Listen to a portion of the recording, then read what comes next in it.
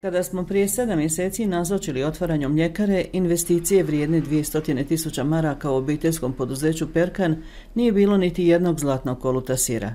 Danas su ih pune police i prestižna titula najboljega na Balkanskom festivalu sira. Treba naglasiti da se prije svega radi o ovome miješanom siru između ovčjeg i kravljega mlijeka. Takvoga sira na tržištu zapravo uopće i nema. Kupci su to prepoznali i u konačnici ta prva nagrada u Beogradu je rezultat toga da mi još uvijek nismo ušli niti u jedan trgovački centar, da prodaju vršimo isključivo na kućnom pragu.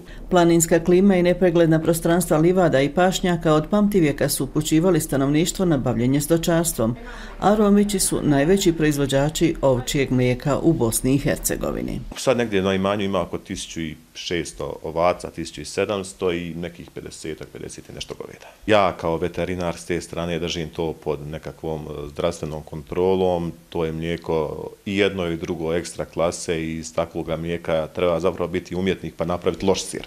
Iza ovog projekta stoji cijela obitelj, od najmlađeg do najstarijeg člana, vjerni psi i pastir koji je došao iz Viteza. Zadovoljan je i s uvjetima i s gazdom. Da sam tražio na lutriji ne bi našao.